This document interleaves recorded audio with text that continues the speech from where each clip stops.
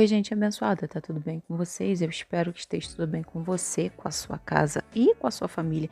Se esse é o primeiro vídeo daqui do canal que você está assistindo, seja muito bem-vindo. Meu nome é Aline Musi e esse aqui é o meu canal, um canal onde a gente não tem nicho definido, onde a gente fala sobre a vida, sobre as coisas e aonde Deus está em tudo isso. Seja muito bem-vindo ao meu canal. Hoje eu tô aqui de volta para poder trazer algumas reflexões aí em cima desse filme muito famoso, muito conhecido. Se você ainda não assistiu, com certeza você já ouviu falar nessa versão de Karate Kids, que foi lançada no ano de 2010. E é uma espécie de remake da primeira versão de Karate Kids, que foi exibida no ano de 1984. Nessa versão, a gente conta com o protagonista, que é o J.D. Smith, filho do Will Smith, né? E também o Jack Chan, que faz aí dupla de trabalho com ele, e eles dois aí fazem a maior parte do enredo do filme. Se você já assistiu esse filme, você já sabe, mas esse filme conta a história do Dre Parker, que é o papel do Jade, e ele passa por uma mudança drástica na vida dele quando a sua mãe precisa mudar de cidade. Eles precisam sair de Detroit, em Nova York, e ir para Pequim, na China. E chegando lá, ele passa por um choque cultural e precisa ir se adaptar, perde ali todas as amizades que ele tinha já na cidade que ele morava. Então, ele passa aí por um processo de choque cultural e precisa se readaptar aí com a nova cidade, a nova moradia deles. Só que lá na China, ele começa a passar por dificuldades com as crianças de lá, né? Ele tem uma espécie de paixonite por uma menina lá da China que ele conhece, e ele, a partir disso, também começa a sofrer alguns episódios de bullying pelos meninos de lá. E depois de todos esses episódios, essas perseguições aí, entre aspas, que ele sofre lá, depois que ele chega, ele decide que ele quer aprender a lutar karatê porque ele quer se defender. Nada mais justo dele do que ele querer se defender das perseguições que ele sofre ali com os colegas ali da escola e que moram ali no bairro também. E por coincidência, ele começa a aprender karatê com o Sr. Han, que é o personagem do Jack Chan, que é uma espécie de faz-tudo lá do condomínio onde ele mora. A reflexão que eu quero trazer está aí em cima desse episódio que você está vendo aí agora na foto, que é um episódio muito marcante desse filme, onde o Sr. Han ele começa aí a ensinar karatê pro Dre, e ele começa ali a dar as primeiras lições pro Dre, e o Dre fica super animado, que ele vai aprender a lutar karatê, que ele vai conseguir se defender. Só que ele chega pro Sr. Han ali achando que ele sabe tudo, que ele é o cara, que ele já sabe o que ele tem que fazer. E para surpresa dele, quando ele chega lá, ele meio que esfria, né? Porque o Sr. Han, a primeira lição que dá para ele é mandar ele pegar o casaco. Pegar o casaco que ele tá usando e botar ali no cabide. Depois manda tirar o casaco, aí depois manda jogar o casaco no chão. Aí depois manda pegar o casaco de novo, e ele fica nesse processo por vários dias. De colocar o casaco, de tirar o casaco, de jogar o casaco no chão. E ele passa por esse processo dessas aulas aí com o Sr. Han, como você tá vendo aí na filmagem. E ele faz isso assim meio que sem gostar do que ele tá fazendo e achando que aquilo é totalmente desnecessário, né? Ele chega ali achando que ele vai aprender a dar golpes e dar chutes e fazer uma série de acrobacias e bater nas pessoas, que era o que ele queria.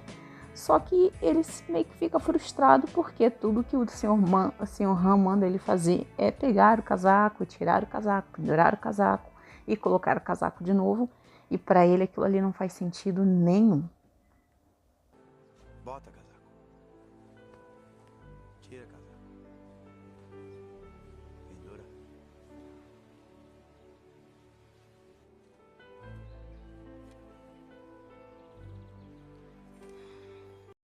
E apesar de tudo isso parecer muito chato, não fazer sentido nenhum para ele, ele continua fazendo sem entender nada daquilo ali que está acontecendo. Ele continua obedecendo aquilo que o Sr. Han fala para ele fazer.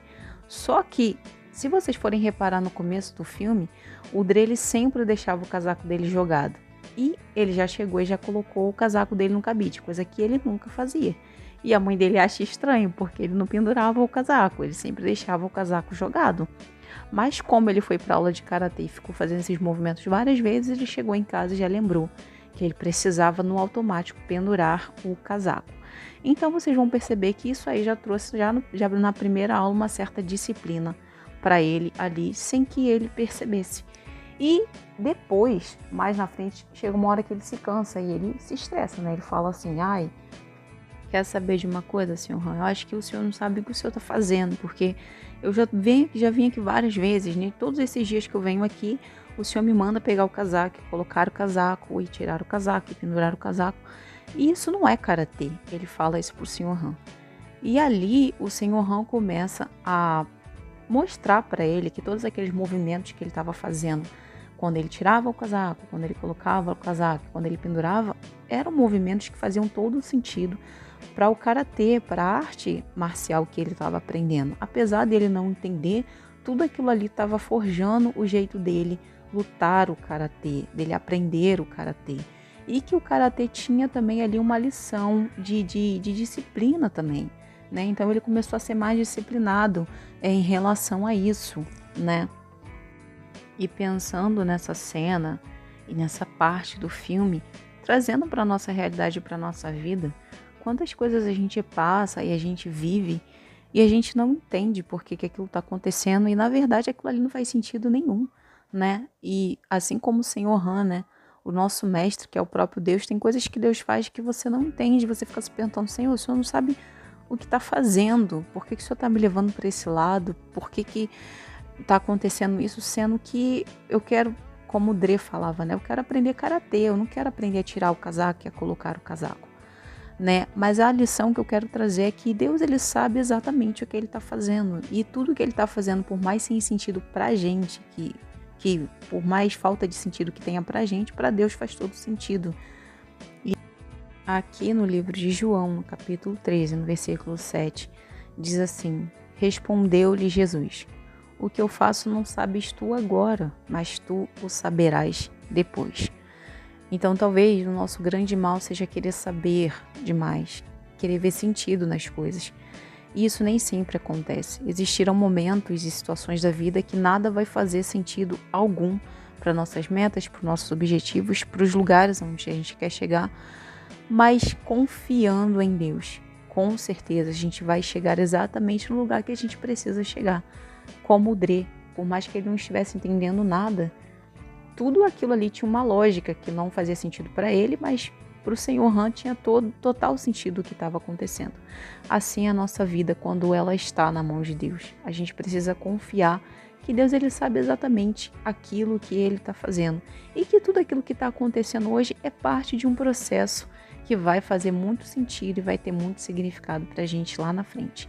Então, por mais que você não esteja entendendo, por mais que você não esteja vendo horizonte, nem norte, nada do que está acontecendo na sua vida, continua crendo, porque Deus, ele sabe exatamente aquilo que ele está fazendo. Eu espero que você tenha entendido o que eu falei. Se esse conteúdo te abençoou, por favor, compartilhe. Que Deus possa abençoar você, a sua casa, a sua família. E se ele permitir, a gente volta aqui de novo para mais um vídeo, tá bom? Tchau!